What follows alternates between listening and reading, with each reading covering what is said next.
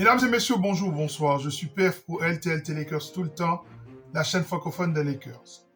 Je reviens aujourd'hui pour analyser la victoire des Los Angeles Lakers hier face à l'équipe des Clippers. Comment les Lakers ont décortiqué cette défense des Clippers, qui est une défense élite. Une équipe qui a concentré toute son attention sur une stratégie visant à réduire l'influence de Luka Doncic. Et Luka, aidé d'un LeBron James qui est un coach sur le terrain, a pu décortiquer cette défense et la mettre en grande difficulté, surtout sur les 3 premiers quarts-temps. Après, à la fin du match, les Clippers sont aussi une très bonne équipe, ont pu trouver quelques réponses, notamment en attaque, face au pick and roll des Los Angeles Lakers, face à la maestria de Luka Doncic, face au génie de LeBron James. Eh bien, la défense des Clippers a beaucoup souffert. Il était pour moi très important de décortiquer la performance des Los Angeles Lakers en montrant que l'équipe des Clippers a utilisé toutes les tactiques défensives possibles contre le pick and roll, que ce soit du switch, du blitz, du drop coverage, du up to touch, du edging. Toutes ces méthodes ont été utilisées. Et dans cette émission, je vais vous définir chacun de ces concepts et vous montrer à quel point ils n'ont eu aucun effet sur le duo LeBron-Luka Doncic. Lakers tout le temps, c'est tout de suite.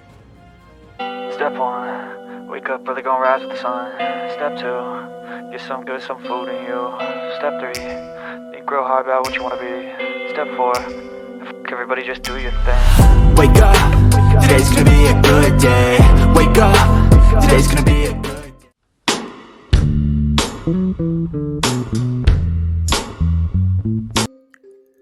Dès la toute première phase de jeu, JJ Redick annonce la couleur. En gros, il dit, voilà, LeBron sera aussi un bon lender ce soir. Il n'y aura pas que Luka Doncic.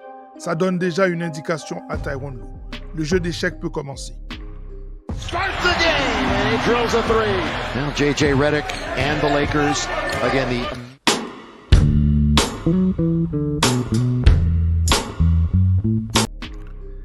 Tyronn Lue annonce clairement qu'il va switcher dans ce match. Si les prises de décision de Luka ne fonctionnent pas face à cette défense en switch, les Clippers vont donc continuer leur stratégie. Mais comme le premier tir est rentré, peut-être qu'il faudra reconsidérer les choses. Le but du switch est d'opposer à l'adversaire une défense plus dynamique. C'est une défense qui est plus efficace quand les 5 joueurs sont interchangeables, quand le pivot n'est pas dans l'équation. Le but de l'attaque est de supprimer l'influence du pivot dans la raquette et l'attirer loin de sa base afin de contrôler le rebond dans son dos ou de produire des lobes pour favoriser l'attaque. On va voir si cette stratégie va continuer. February by a team over 500. That's a rainbow by the Don.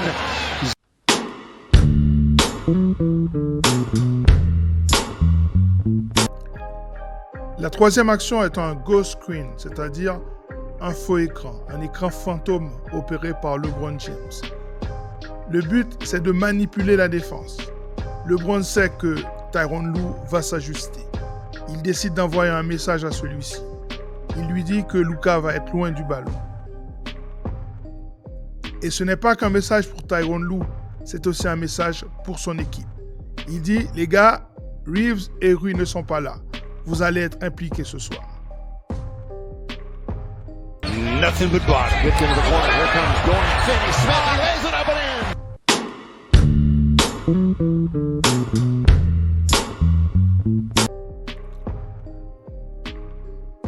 LeBron coach cette action. D'abord, regardez LeBron, regardez son doigt. Il dit à Gabe Vincent de venir poser l'écran. Regardez l'indication de LeBron à Vincent. Viens placer l'écran, viens. Mais ce n'est pas fini. Emmène Powell dans le coin avec toi, puisque tu as un shooter, il va te suivre. Cela ressemble à ce que Denver fait avec Porter Jr. en poseur d'écran. Maintenant, Luka a 2 solutions. Soit il joue sur LeBron, qui joue sur Gabe, ou drive, mais face à Leonard, et ce n'est pas l'idéal. Soit alors, il opère tout seul en drive ou en ISO. Il choisit l'ISO. Les Clippers ont donc 2 solutions. Soit ils switch ou soit ils blitz. avec Leonard qui vient faire la prise à 2 sur Luka Doncic. Et ça, on va le voir souvent dans ce match. Yes, sir!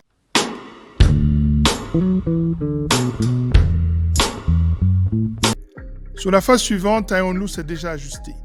Il décide de défendre en job coverage, en faisant confiance à un excellent défenseur de 1 contre 1, en la personne de Chris Dunn. Et là, Luka commence sa petite chanson que vous connaissez déjà tous. Je vais rentrer dans la raquette et tu ne pourras rien faire.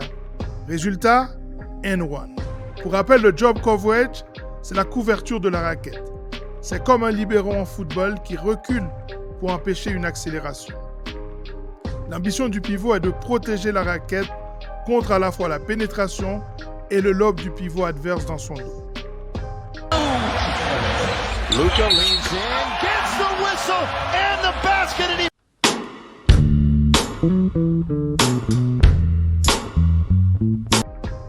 Le premier blitz arrive au bout de 6 minutes. Ça veut dire cette prise à 2 sur le porteur de balle en sortie de pick and roll. Cette fois, Luka trouve facilement Jamison suite à une excellente lecture de jeu. Mais il faut noter que ce n'est pas tout à fait un hasard si le premier blitz arrive au moment où Hayes est sur le banc. Parce que les Clippers n'ont plus la menace du lob ou de ce qu'on appelle la passe dans la poche, la pocket pass, qu'on verra plus tard dans cette vidéo, entre LeBron et Hayes notamment. Mais le jeune pivot des Lakers, Jamison, va prendre une excellente décision en attaquant avec son petit tir sur la tête de Kawhi Leonard. Kind of guy is Dorian Smith. Jamison was...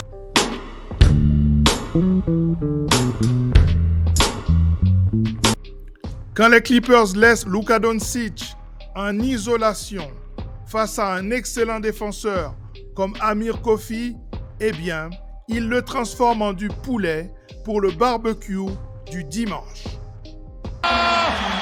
His name is Luka!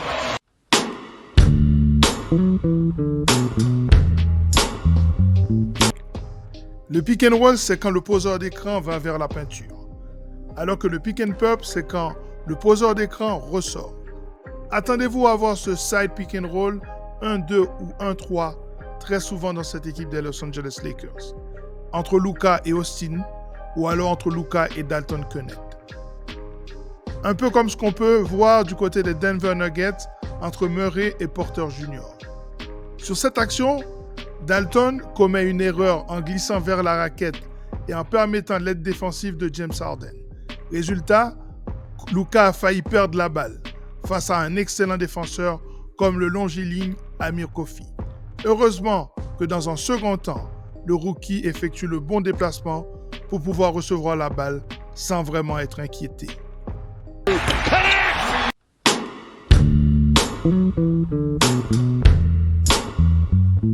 Luka Doncic se défait facilement du blitz en s'appuyant sur un autre passeur, en la personne de Jared Vanderbilt qui fait circuler la balle pour permettre à son équipe de trouver un meilleur shooter.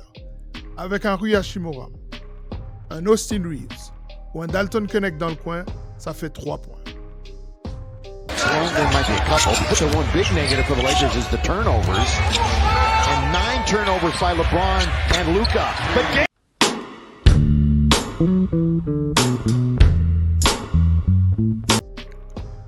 sur cette action, Luka Doncic va utiliser la vitesse de LeBron James pour initier l'action avant même que la défense des Clippers puisse se mettre en place.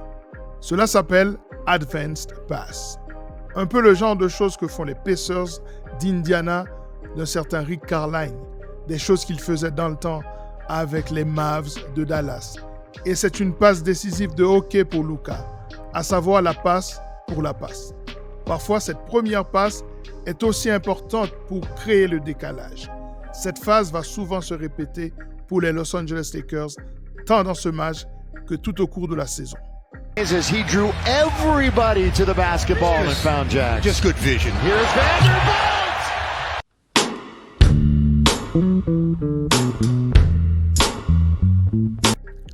Quand ce n'est pas Luka Doncic, c'est LeBron James qui fait ce genre de choses, qui prend les choses en main. Et c'est ça qui est compliqué pour la Ligue. tu as deux mecs qui sont capables de détruire n'importe quelle défense. Et dans ce pick and roll entre LeBron James et Jackson Hayes, ça amène à une pocket pass pour le pivot des Los Angeles Lakers qui claque un dunk. Et ça va se répéter souvent également pendant la saison.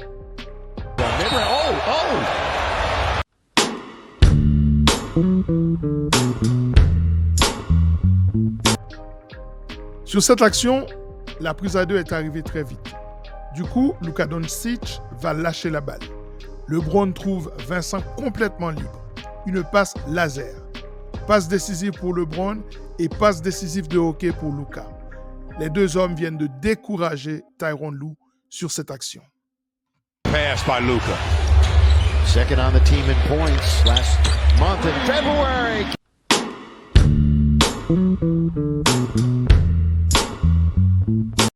Les Clippers essaient à nouveau le drop coverage. Et pas de problème pour Luka Doncic, qui est excellent dans ces contextes-là. Et pourquoi donc? Eh bien parce que c'est un shooter de rythme. En sortie de dribble, il est l'un des meilleurs de la ligue. He's got it!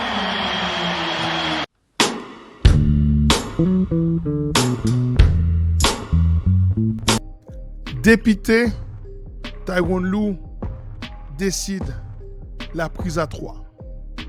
Ça ne sert à rien, le résultat est le même. Luka Doncic trouve le shooter en la personne de Gabe Vincent, qui plante un tir à 3 points. C'est un cauchemar pour Tyronn Lue. Yeah, the big game against the Knicks.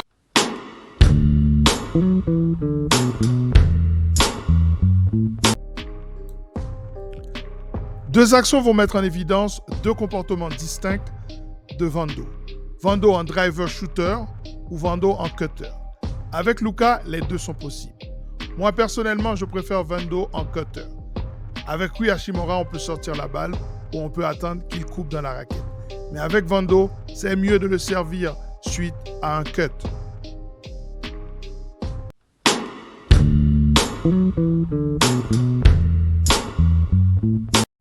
Les Clippers reviennent peu à peu dans le match. Mais les Lakers arrivent toujours à trouver une solution avec Luka ou LeBron.